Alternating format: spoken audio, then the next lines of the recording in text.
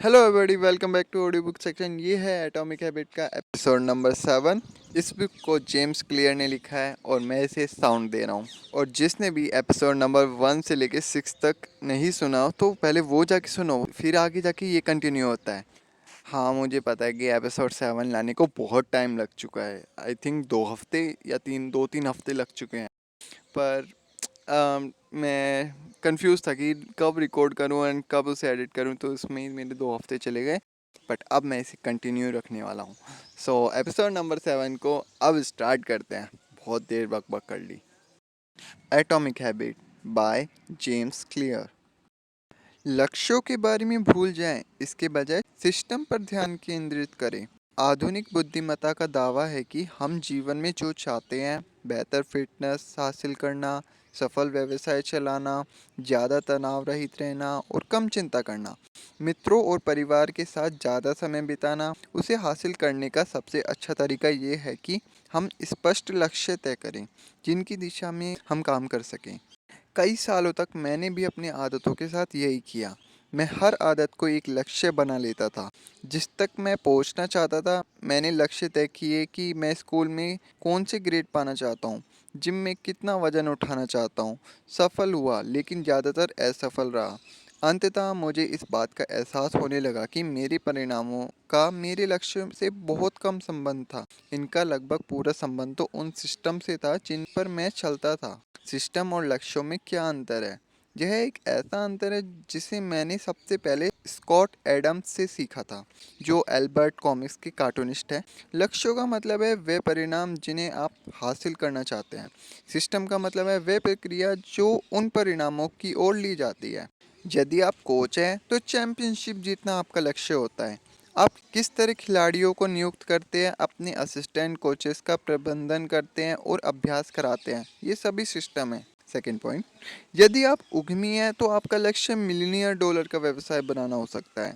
आपका सिस्टम ये है कि आप अपने प्रोडक्ट संबंधी विचारों का परीक्षण कैसे करते हैं, कर्मचारियों को कैसे नियुक्त करते हैं और विज्ञापन अभियान कैसे चलाते हैं। अगर आप संगीतकार हैं तो आपका लक्ष्य एक धुन बजाना हो सकता है। आपका सिस्टम यह है कि जितनी ज़्यादा बार अभ्यास करते हैं, आप मुश्किल टुकड़ों को कैसे तोड़ते हैं और संभालते हैं और अपने प्रशिक्षण से कैसे फीडबैक लेते हैं। अब रोचक प्रश्न आता है, अगर आप अपने लक्ष्य को पूरी तरह नज़रअंदाज कर दें और सिर्फ अपने सिस्टम पर ध्यान केंद्रित करें, तब भी क्या आप सफल हो सकते हैं? मिसाल के तौर पर, अगर आप बास्केटबॉल कोच हो और चैंपियनशिप जीतने के अपने लक्ष्य को नज़रअंदाज करके सिर्फ इस पर ध्यान केंद्रित करें कि अपनी टीम अभ्यास में हर दिन क्या करती है, तब भी क्या आपको परिणाम मिलेंगे? मैं सोचता हूँ कि आपको मिलेंगे।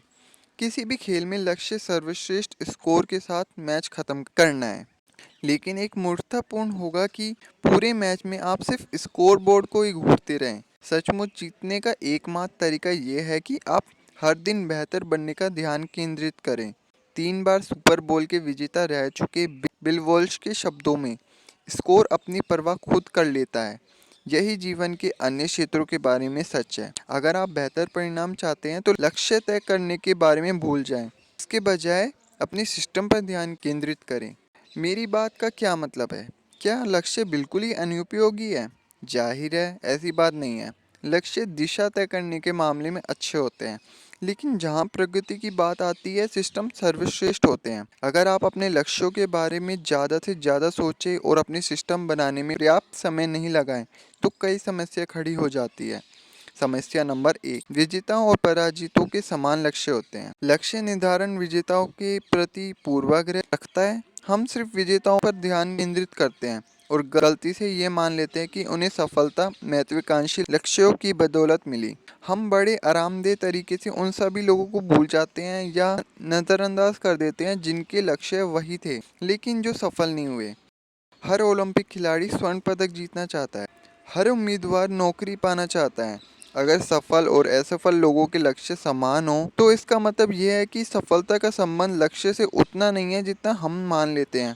टूर द फ्रांस जीतने के लक्ष्य ने ब्रिटिश साइकिल सवारों को शिखर पर नहीं पहुंचाया था। इससे पहले भी वे हर साल उस रेस को जीतना चाहते थे, जैसा हर पेशेवर टीम चाहती है। लक्ष्य हमेशा से वही था, लेकिन वे सब तब तक उसे हासिल नहीं कर पाए जब तक कि उन्होंने छोटे सुधारों के सिस्टम पर निरंतर अमल नहीं किया। तभी उन्हें पहले से भिन्न परिणाम मिला।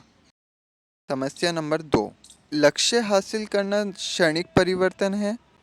कल्पना करें कि आपका कमरा गंदा है और आप इसकी सफाई करने का लक्ष्य तय करते हैं।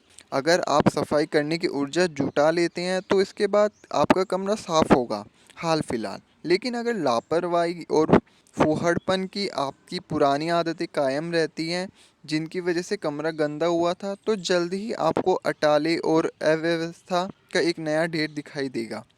इसे देखकर आप एक बार फिर प्रेरणा की नई गोंद की आशा करेंगे। हर बार आप उसी परिणाम के पीछे भागेंगे क्योंकि आपने अब इसके पीछे के सिस्टम को अभी नहीं बदला, अपने कारण को दूर नहीं किया था। आपने तो सिर्फ लक्षण का इलाज किया था। लक्ष्य हासिल करने से आपका जीवन कुछ समय के लिए बदल जाता है। सुधार संबंधी ये बात सहज बोध के विपरीत है। हम सोचते हैं कि हमें अपने परिणामों को बदलने की ज़रूरत है, लेकिन ये सच नहीं है। हमें जो चीज़ बदलने की ज़रूरत है वे है सिस्टम्स, जो परिणामों को उत्पन्न करते हैं। जब आप परिणामों के स्तर पर समस्याओं को सुलझाते हैं, तो वे सिर्फ कुछ समय के लिए सुलझती हैं। अगर आप हमेशा बेहतर बनना चाहते हैं तो आपको समस्याओं को सिस्टम के स्तर पर सुलझाने की ज़रूरत है। इनपुट सही कर लेंगे तो आउटपुट अपने आप सही हो जाएगा। लक्ष्य नंबर 3, लक्ष्य आपकी खुशी को सीमित करते हैं। किसी भी लक्ष्य के पीछे छुपी हुई मान्यता ये रहती है, जब मैं अपने लक्ष्य पर पहुंच जाऊंगा तो मैं सुखी हो जाऊंगा। लक्ष्य पहले मानसिकता के साथ समस्या ये है कि आप लक्ष्य हासिल होने तक अपनी खुशी को लगातार स्थगित करते जाते हैं। मैं इस जाल में इतना ज़्यादा बार फंस चुका हूँ कि गिनती भी भूल गया हूँ। बरसों तक खुशी हमेशा मेरे भविष्य में रहती थी। मैंने खुद से वादा किया कि जब मैं 20 पौंड मांसपेशी हासिल कर लूँगा या जब मेरे कारोबार पर न्यूयॉर्क टाइम्स में लेख छपेंगे तो मैं खुश होऊंगा। इसके अलावा लक्ष्यों से या तो यह या तो वह दृढ़ की उत्पन्न होता है। या तो आप अपने लक्ष्य हासिल कर लेते हैं और सफल बन जाते हैं, या फिर आप असफल हो जाते हैं और निराश हो जाते हैं। आप खुशी के समीकरण संस्करण से खुद को मानसिक रूप से रख देते हैं। यह राह भटकने जैसा है। ये संभव नहीं है कि जीवन में आपकी वास्तविक यात्रा ठीक वैसी ही होगी जिसकी योजना आपने शुरू करते समय मन में बनाई थी। सफल के कई मार्ग हैं, इसलिए अपने सुख को केवल एक परिदृश्य तक सीमित रखने में कोई समझदारी नहीं है। सिस्टम पहले वाली मानसिकता इसका इलाज करती है। जब आप परिणाम के बजाय प्रक्रिया से प्रेम करने लगते हैं तो आपको खुश होने के लिए भविष्य का इंतजार नहीं करना पड़ता। जब तक आपका सिस्टम चल रहा है तब तक आप हर समय संतुष्टि महसूस कर सकते हैं। एक और बात, आपका सिस्टम कई अलग अलग प्रकार से सफल हो सकता है। जरूरी नहीं है कि यह सिर्फ उसी तरह सफल हो जिसकी आपने कल्पना की थी। समस्या नंबर 4, लक्ष्य दीर्घकालीन प्रगति के विरोधी होते हैं। लक्ष्य केंद्रित मानसिकता यो-यो प्रभाव उत्पन्न कर सकती है। कई धावक महीनों तक कड़ी मेहनत करते हैं, लेकिन फिनिश लाइन पार करते ही वे अभ्यास करना छोड़ देते हैं। इसके बाद वे रेस से प्रेरित नहीं होते हैं। जब आपकी सारी कड़ी मेहनत किसी खास लक्ष्य पर केंद्रित होती है, तो उसे हासिल करने के बाद आपकी प्रेरणा भी खत्म हो जाती है। इसलिए कई लोग लक्ष्य हासिल करने के बाद अपनी पुरानी आदतों की तरफ लौट जाते हैं। लक्ष्य तय करने का उद्देश्य खेल में जीतना, सिस्टम बनाने का उद्देश्य खेल को खेलते रहना है। सच्ची दीर्घकालीन सोच लक्ष्य रहित होती है। ये किसी बड़ी उपलब्धि के बारे में नहीं होती। ये अंतहीन संशोधन और सतत सुधार का चक्र होती है, जो लगातार चलता रहता है। इसमें आपकी प्रगति इस बात से तय होती है कि आप प्रक्रिया के प्रति कितने समर्पित हैं। छोटी छोटी आदतों का सिस्टम्स।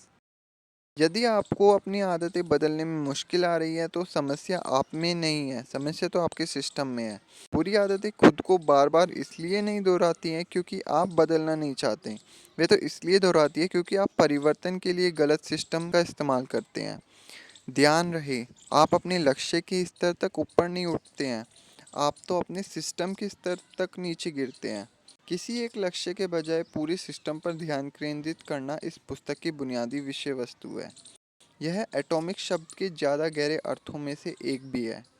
अब तक शायद आपको एहसास हो गया है कि एटॉमिक हैबिट्स का मतलब है छोटा परिवर्तन, आंशिक लाभ, 1% का सुधार। लेकिन हर पुरानी छोटी आदत को एटॉमिक आदत नहीं कहा जा सकता। एटॉमिक हैबिट्स तो वह छोटी छोटी आदतें हैं जो किसी ज़्यादा बड़े सिस्टम का हिस्सा है। जिस तरह परमाणु अणुओं की ईंटें हैं, इसी तरह एटॉमिक आदतें भी उल्लेखनीय परिणामों की ईंटें हैं। आदतें हमारे जीवन के परमाणु हैं। हर आदत एक बुनियादी इकाई होती है जो आपके सकल सुधार में अपनी योगदान देती है। पहले तो ये छोटी आदतें या दिनचर्या महत्वहीन लगती है, लेकिन कुछ समय बाद ही वह एक दूसरे को पोषण देने लगती है। नतीजा ये होता है कि उनकी वजह से ज़्यादा बड़ी विजय मिलने लगती है। हमेशा याद रखें कि आप एटॉमिक आदतों में शुरुआती निवेश की जो कीमत चुकाते हैं, उसके आपको कई गुना ज़्यादा परिणाम मिलते हैं। ये आदतें छोटी लेकिन शक्तिशाली होती हैं। एटॉमिक हैबिट वाक्यांश का अर्थ है एक नियमित अभ्यास या दिनचर्या जो न सिर्फ छोटी और करने में आसान हो, बल्कि जो अविश्वसनीय रूप से शक्तिशाली हो, चक्रवृद्धि परिणाम देने वाले सिस्टम का घटक हो। Important points. आदतें आत्म सुधार की चक्रवृद्धि ब्याज है। हर दिन 1% बेहतर बनना लंबे समय में बहुत ज़्यादा महत्वपूर्ण होता है। सेकंड पॉइंट, आदतें दुधारी तलवार होती है, वे आपके पक्ष या विपक्ष में काम कर सकती है, इसलिए उनके बारे में विस्तार से समझना अनिवार्य है। थर्ड पॉइंट्स, जब तक आप कोई अत्यंत महत्वपूर्ण पड़ाव को पार नहीं कर लेते, तब तक ऐसा लगता ही नहीं कि छोटे छोटे परिवर्तन से कोई फर्क पड़ रहा है। किसी भी चक्रवृद्धि प्रक्रिया के सबसे शक्तिशाली परिणाम मिलने में समय लगता है, इसलिए आपको धैर्य रखने की ज़रूरत होती है। फोर्थ पॉइंट, एटॉमिक हैबिट वह छोटी आदत है जो किसी ज़्यादा बड़े सिस्टम का हिस्सा है। जिस तरह परमाणु अणुओं की ईंटें हैं, उसी तरह एटॉमिक आदतें भी उल्लेखनीय परिणामों की ईंटें हैं। फिफ्थ पॉइंट, अगर आप बेहतर परिणाम चाहते हैं तो किसी विशेष लक्ष्य पर ध्यान केंद्रित नहीं करें, इसके बजाय अपने सिस्टम पर ध्यान केंद्रित करें। सिक्स्थ पॉइंट, आप अपने लक्ष्यों के स्तर तक ऊपर नहीं उठते हैं, आप तो अपने सिस्टम के स्तर तक नीचे गिरते हैं। इसी के साथ कंप्लीट होता है एपिसोड नंबर 7। एपिसोड नंबर 8 को मैं जल्दी लाने की कोशिश करूंगा। इस बार इतनी लेट नहीं लाएंगे, इस बार प्लान के हिसाब से चलने की कोशिश करेंगे। नेक्स्ट एपिसोड 8 में हम जानेंगे आपकी आदतें आपकी पहचान को कैसे तय करती हैं, और इसके विपरीत भी। तब तक के लिए इस एपिसोड नंबर 7 को लाइक करो, चैनल पर नहीं हो तो सब्सक्राइब करो, कमेंट्स और थॉट्स, एंड मैं मिलता हूँ इसके नेक्स्ट एपिसोड नंबर 8 में। तब तक के लिए थैंक्स फॉर लिसनिंग।